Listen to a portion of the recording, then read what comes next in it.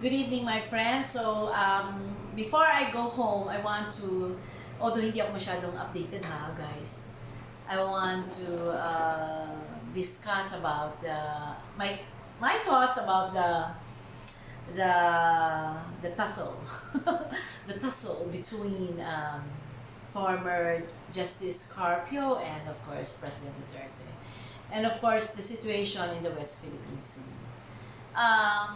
First, why is China? It's a very long story, but of course, why is China fighting for that? Because they are claiming about the nine-dash line, and if you see the nine-dash line, it's really far from China. You know where China is, right? And yet, Philippines is here, and yet China is there. So something like that. But they are claiming the nine-dash line, and of course, we are not the only claimants for that particular part of the world, but also Vietnam, and then there are other countries, and that as it is, why is there a war? Why do they want that particular area of the Philippines? Of course, we know na there are banks of oil, the reed bank, the red recto bank, and all that. So there are oil deposits there. Number two, there are it's really ano tawag mo doon? Sanctuary of fish. Sobrang daming magagandang isda doon. So that's why, if you will study the Philippine nautical, or the archipelago, konti na lang din kasi yung ating, not all areas are now with bounty of fish, and that particular area has a lot of fish.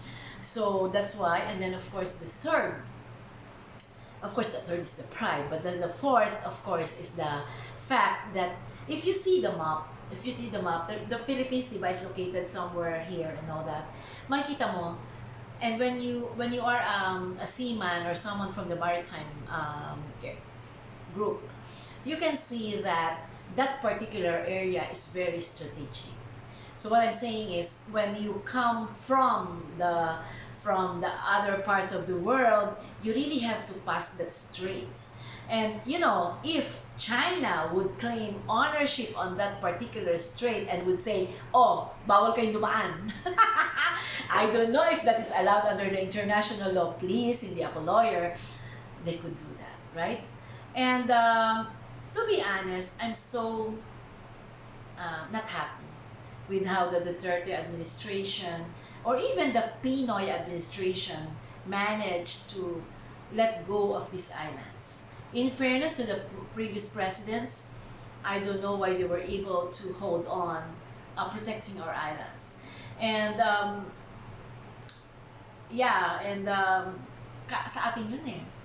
So bakit nila binigay? And then slowly, dito na sila, lumalapit na sila dito sa malapit sa may Palawan. And my gosh, I'm natatakot ako na baka dumating ang araw na ang Palawan ay China na, because like when you go to anong area yon, yung magagandang islands, what's that, the one near Brooks Point, Busuanga ba, I don't know, basta no that Busuanga, that part of yung magagandang islands doon, I don't know, my gosh, nawala ako sa aking basta doon na yung area na yon, ang mga supply doon ay galing Sabah, Malaysia. So, because when you see the map, mas malapit pa sila sa Sabah, no? So, you can just imagine na, oh my gosh, if you've been to Palawan, it is one of the most beautiful provinces among the most beautiful province in the Philippines. Napakaganda. Alam mo yung Palawan, sorry, I'm exploring about Palawan, no? Lahat ng makikita mo sa El Nido, sa Coron, grabe, para mo siyang nakita sa Vietnam, para mo siyang nakita sa China, na kaya maisip mo, ang ganda-ganda talaga, yung mga rock formations, and even the yung mga islands nila, even yung mga, basta napakaganda. At hindi lang yun ang maganda, marami pang magaganda ng mga lugar. And that's why parang iniisip ko na Oh my gosh. But then again, going back to the claim, now the presidential aspirants are making the claim as a vehicle for their victory in the presidential elections, Trillanes, and the Dutertes, and all that, and even Pacquiao. But then, tama yata si Juan Ponce Enrile. Tamang hindi. Kasi ang sabi niya, may claim, may tama daw si Carpio. May tama si Carpio. Si Justice Carpio. Kaya lang, ang meron daw tayo ngayon patriotism, nationalism, etc. Pero wala kasi tayong kakayanan na labanan ang China. Pero, at hindi rin naman tayo poprotektahan ng UN, at hindi rin naman tayo poprotektahan ng Amerika. So anong mangyayari sa atin? Diba? And so, what he says is, why don't we build, in the meantime, our armory and, our defense system, which I think would not happen. Even if lately the Department of Budget allocated a lot on the defense, it wouldn't happen. We are not that rich to do that. So, ano mangyayari? So, they would, dadating talaga that, our islands would be claimed by China. I don't know. We have the claim on the UNCLOS. We have the claim on the islands. Still, we cannot put our stand on it. Okay. So I don't know. Maybe prayers. I don't know. I'm really, because maybe strong leadership. Someone who is willing to take the line of fire. Someone who is willing to magkamatayo na tayo, something like that. And although, isip ko rin, pag niratratan ba tayo, sorry for the term but if the Chinese would pull their triggers to the Philippines, what would happen to our soldiers? What would happen to the Palaweños? What would happen to those in the Calayan group of islands? What would happen to the Philippines? A single missile can spell a lot of difference, right? So, I don't know.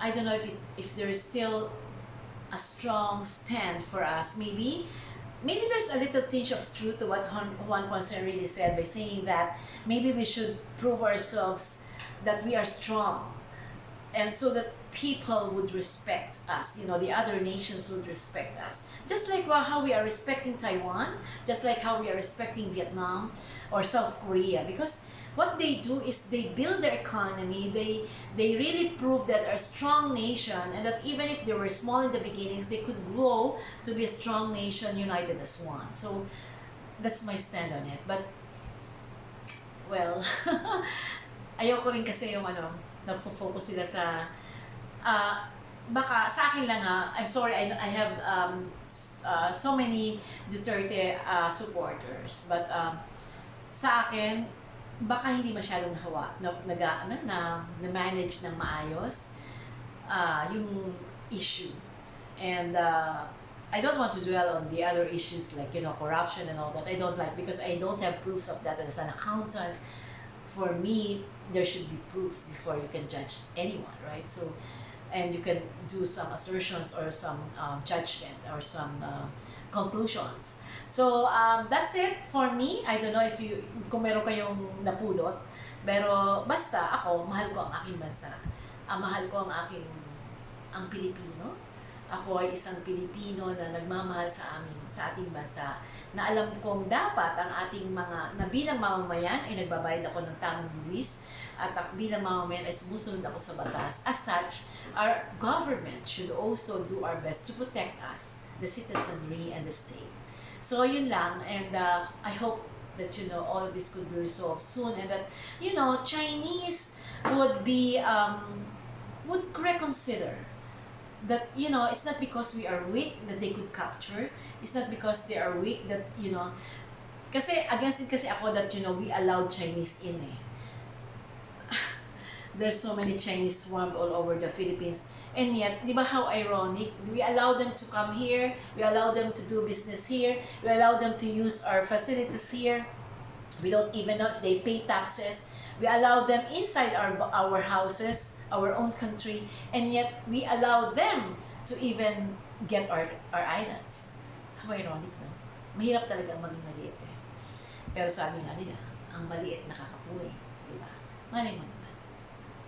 God bless you, and that's my thoughts about the China controversy, because I'm concerned for the small fishermen, you know, that those particular oil deposits could have been drilled so that it could contribute to the economy once the Malampaya will be out of the deposits, right? So, and I'm concerned about, that they're already in the Ayungin Shoal and all the islands that they were not claiming before, and yet they are now there. So